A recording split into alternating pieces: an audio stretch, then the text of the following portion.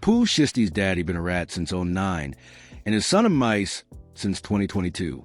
Pooh Shiesty walked out of federal prison in October 2025. New music, new money, a whole new life. And then months later, the FBI kicked the door in and arrested him and his dad. And what came out in those court papers about what his dad said is about to change everything. The meeting that was never really a meeting. All right, let's rewind the tape, because before you can even begin to process what is happening right now, before you can understand why the internet is on fire, before you can make sense of how Pooh Shiesty, a man who had literally everything working in his favor, ended up back in federal custody with his own father sitting in a cell block right beside him. You have to understand one thing first.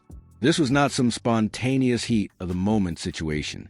This was not a beef that spilled over into something ugly one night because somebody said the wrong thing at the wrong time. This was allegedly planned, thought out, coordinated, rehearsed. 9 people, multiple cities, one target, and a meeting that was never, not for a single second, meant to be a real meeting. Let's go back to January 10th, 2026.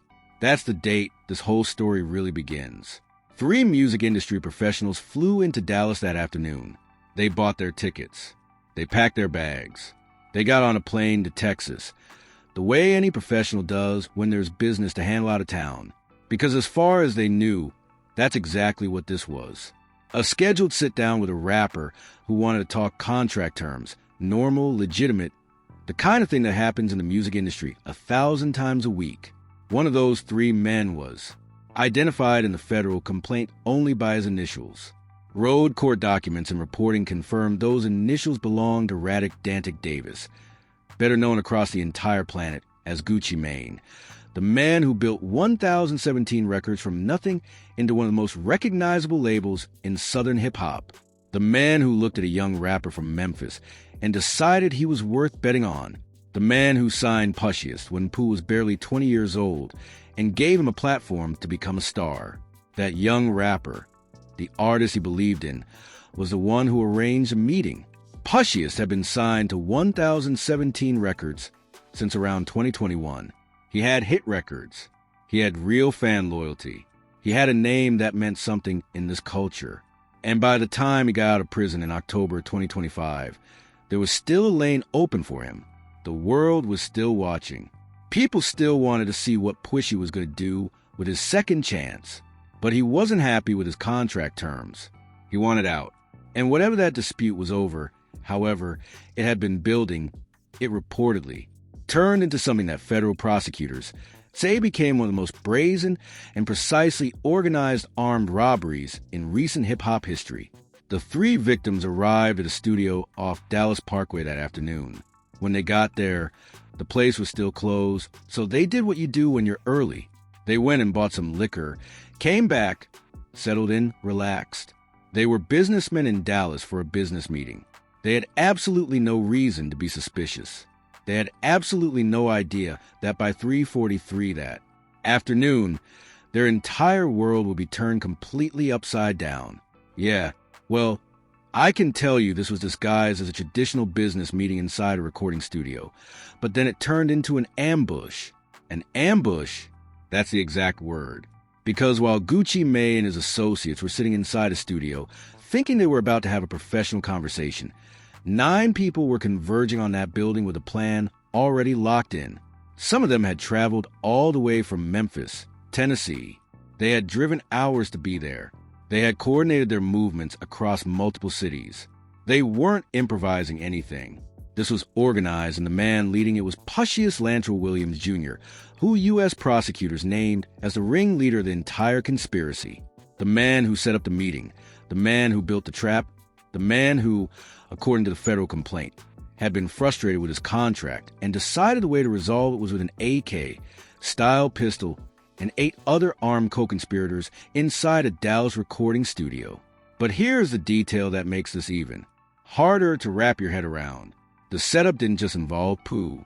It allegedly involved his own father, Lantrell Williams Sr., known in rap circles as Mob Boss, is accused of helping plan and execute this kidnapping from the very beginning. He was allegedly on the phone with the studio owner multiple times earlier that day, helping to book and confirm the session. not as a worried parent trying to pump the brakes on his son, as an active participant, a co-conspirator. Surveillance cameras captured him outside the building, then walking inside at 3:28 p.m. This week, 9 individuals, including well-known musical artists, kidnapped and robbed at gunpoint numerous victims at a music studio in Dallas, Texas. 9 individuals. That is not a coincidence. That is not people happening to be in the same place at the same time. That is a crew. That is a coordinated operation. That took planning. That took logistics. That took somebody making a deliberate decision that a violent armed takeover of a music studio was the correct way to settle a contract disagreement. Once inside, the victims were separated immediately. Gucci Mane was taken into the recording room. With him were 3 people. Pooh Shiesty, his father, and Big 30 Rodney Wright Jr., the other 2 victims identified in the complaint as MM, and BP were held in control room by the rest of the crew. And then, according to the 32-page federal criminal complaint, Pooh Shiesty pulled contract termination paperwork out of a bag and told Gucci Mane to sign it. Gucci Mane said no. He looked at the papers. He pushed back. He argued. And the moment he refused, everything that followed became impossible to walk back. As alleged, Williams Jr. produced an AK-style pistol. Not a small gun, not something discreet.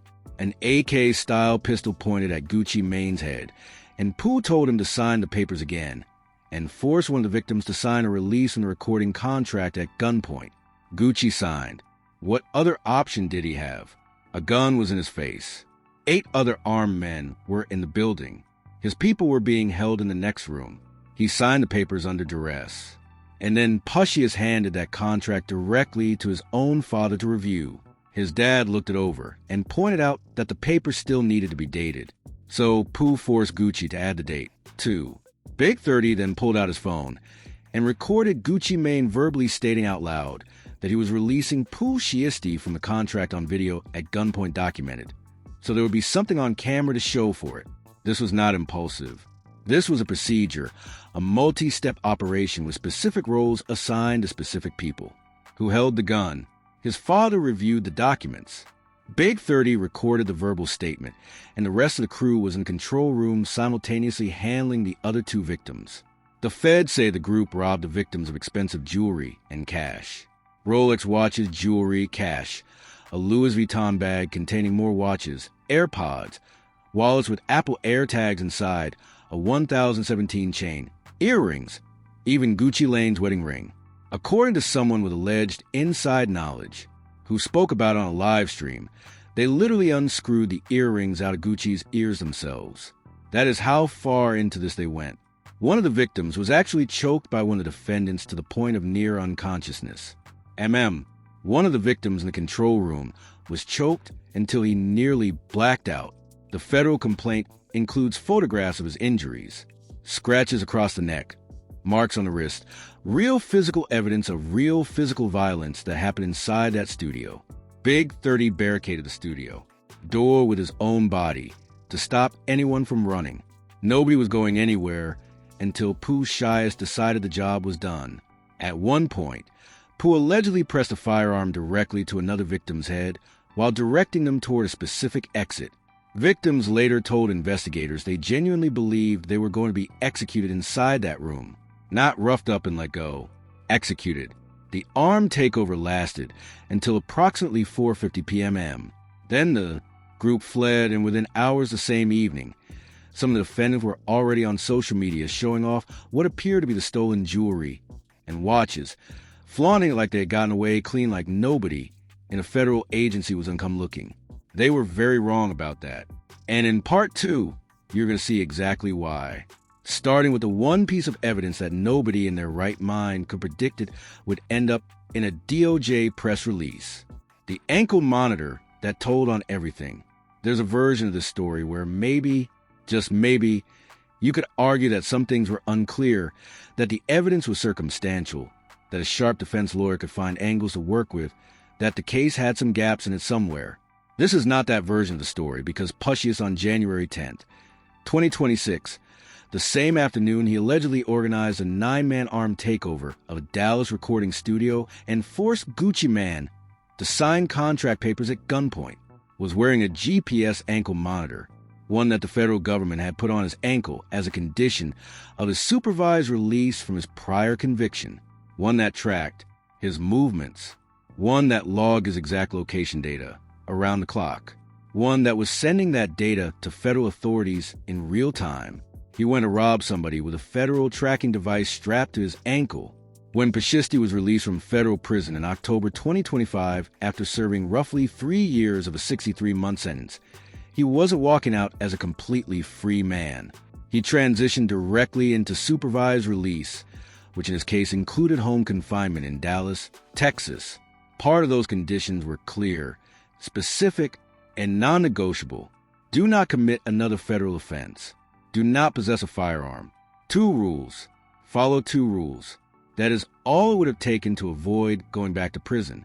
He allegedly broke both of them at the same time in the same room with an ankle monitor strapped to his leg broadcasting his coordinates.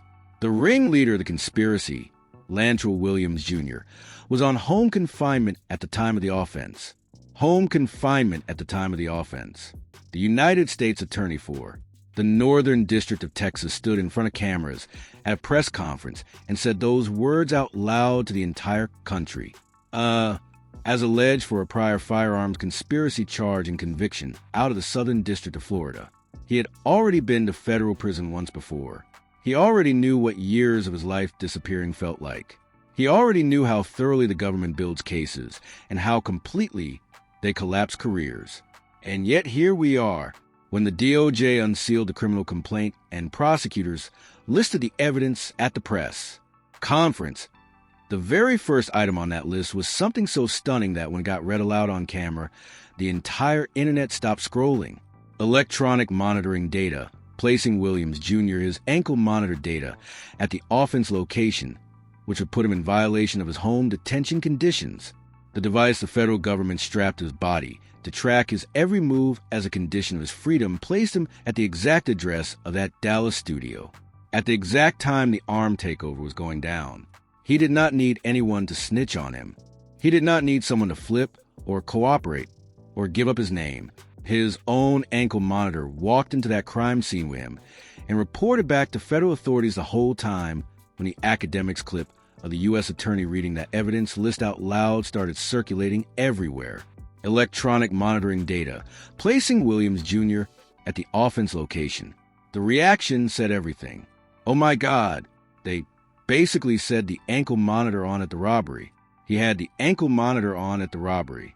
Sit with that sentence for a moment, because this is a man who served federal prison time, who sat in those facilities surrounded by people who had gone down on far less evidence, who had experienced firsthand what it meant to be prosecuted by the federal government.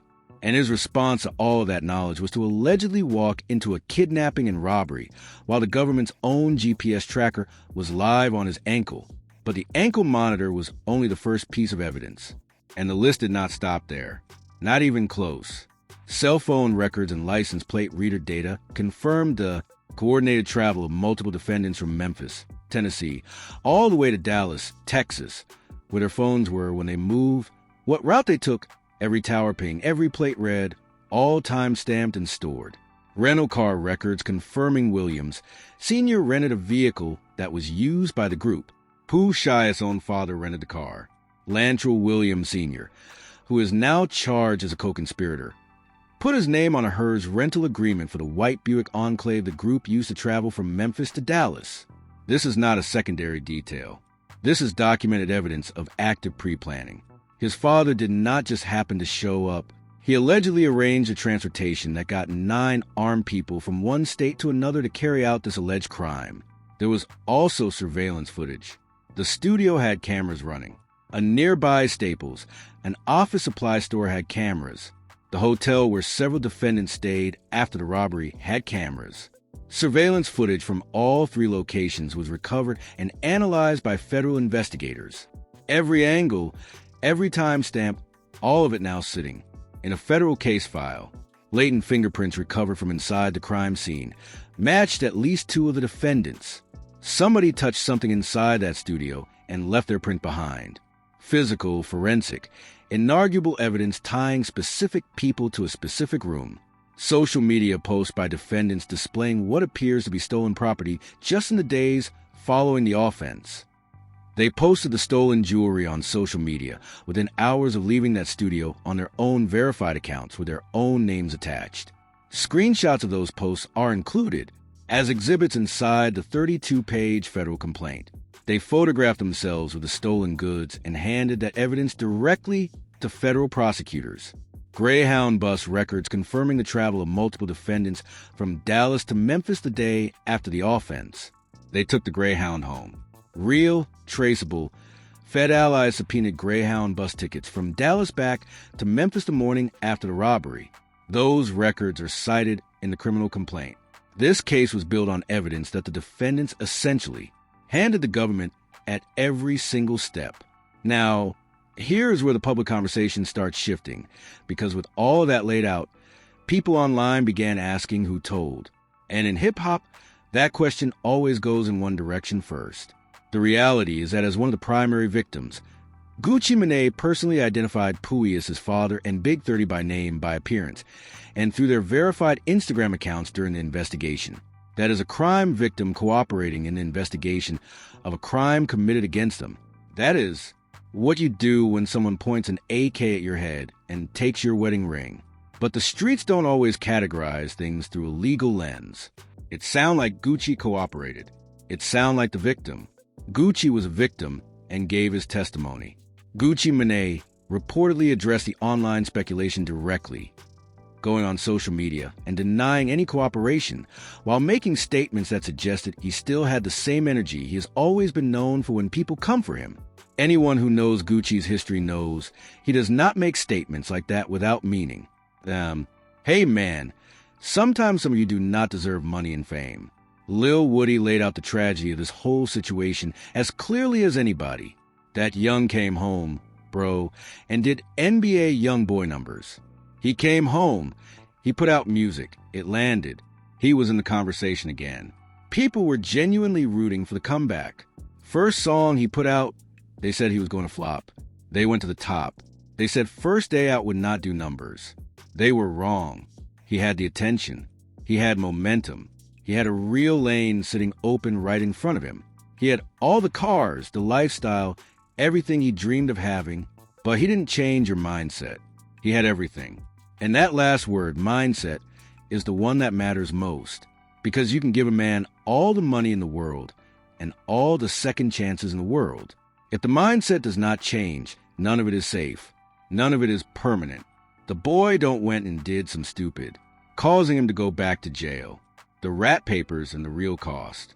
The morning after the arrests, April 2nd, 2026, while the news was still spreading, while people were still trying to process the fact that Pooh Shiesty was in federal custody again, and this time with his own father arrested alongside him, Wack 100 made a move that stopped every conversation dead.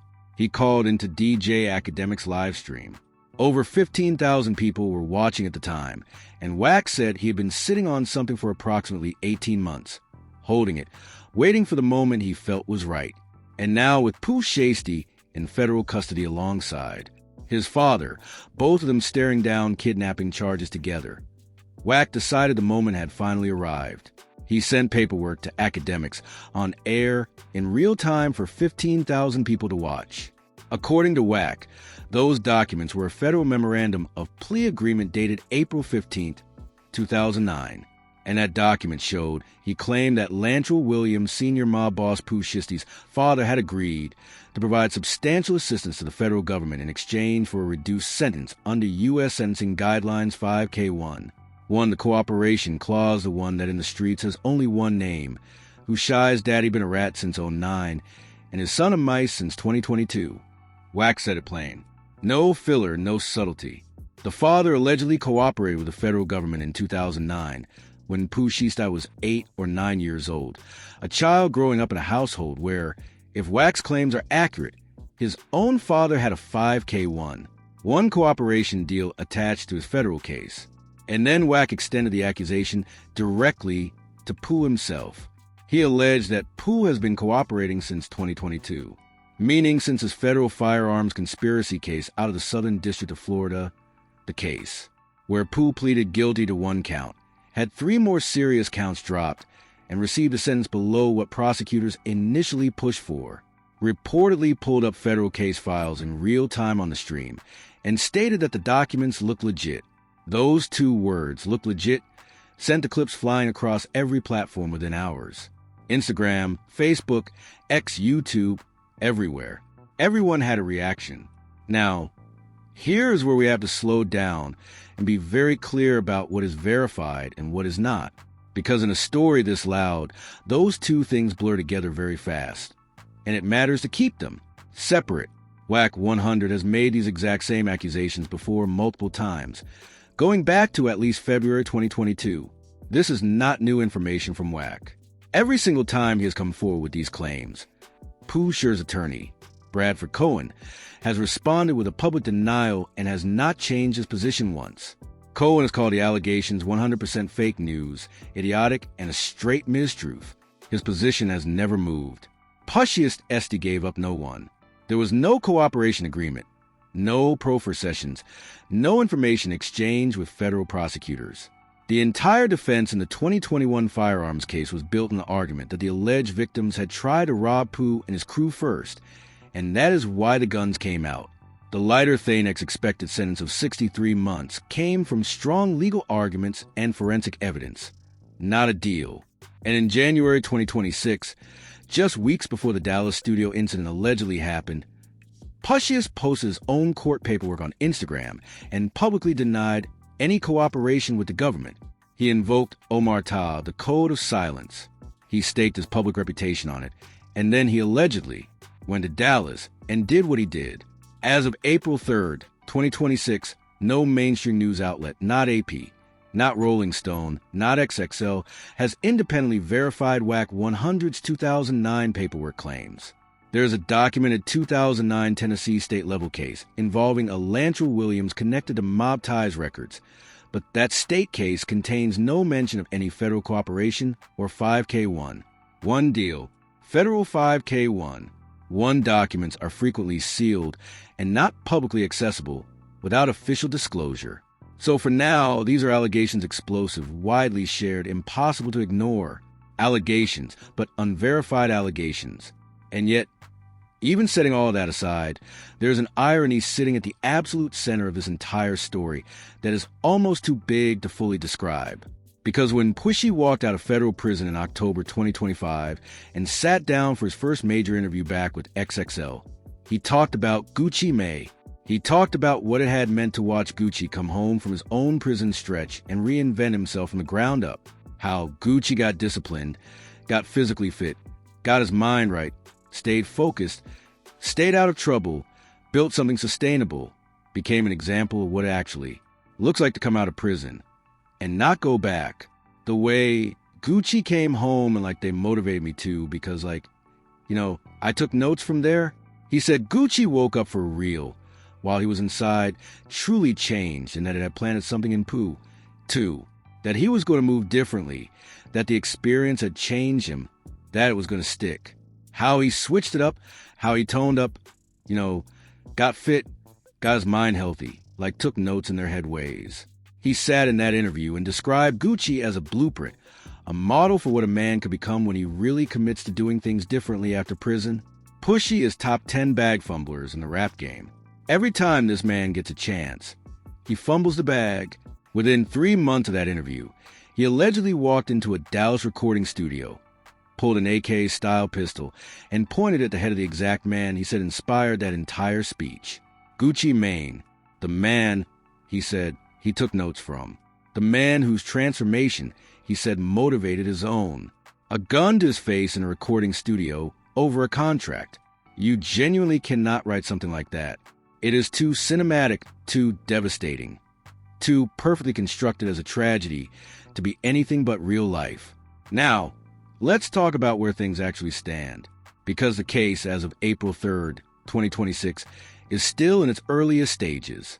The 32-page criminal complaint was filed March 30th and unsealed April 2nd. No trial date has been set. No pleas.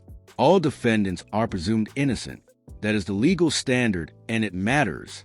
But the evidence already listed in that complaint is not a thin stack. It is ankle monitor data, cell phone records, license plate readers, a rental car agreement with the father's name on it, surveillance footage from 3 separate locations, fingerprints from inside the studio.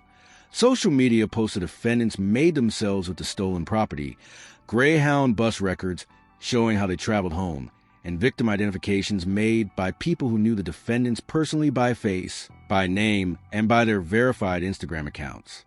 U.S. Attorney Ryan Raybould stated at the April 2nd press conference that each defendant faces a potential sentence of up to life in prison under the federal kidnapping statute. Life in Pooh Shiesty's situation is compounded by the fact that he allegedly committed this crime while still under federal supervised release from his prior conviction, an aggravating factor that judges take seriously at sentencing. It adds weight to the guidelines. It signals to the court that a previous prison sentence produced no behavioral change whatsoever. The FBI raid on the family home in Cordova, Tennessee happened at 6 Mile in the morning on April 1st, 2026. Agents used flashbangs for entry. They were in and out of that house for hours. They removed computer equipment, brown paper evidence bags. Every vehicle in the garage was searched. Whatever they were looking for, they have it now. It is sitting in a federal evidence room in the Northern District of Texas, waiting for a trial date. And at the center of all of it stands a father and son, both in custody, both charged, both facing the possibility of spending the rest of their lives in federal prison. The father accused of renting the vehicle, booking the studio, standing in the recording room, and reviewing the papers. Gucci Mane was forced to sign at gunpoint. Think about the timeline one more time. Pooh Shiesty was released in October 2025. His full supervised release was not even projected to end until April 11th, 2026. He was a matter of months away from walking completely free. No ankle monitor, no check-ins, no conditions, no government oversight, just open air and a music career and a fan base that was ready to welcome him back. All he had to do was wait. Instead, he allegedly organized one of the most thoroughly documented kidnappings in recent memory and brought his father with him. Pride and ego is our main enemy. Pooh Shiesty had it all, and he gave it away again. Whatever comes next will play out slowly inside a federal courtroom in Dallas. Complex multi-defendant federal cases, like this one with 9 defendants, multiple jurisdictions. And this volume of evidence can take a year or more to reach trial. But the direction of this story was written the moment that ankle monitor logged his location in that Dallas studio on January 10th, 2026. The only question left is how long? Click on one of the cards on your screen to see more videos like this.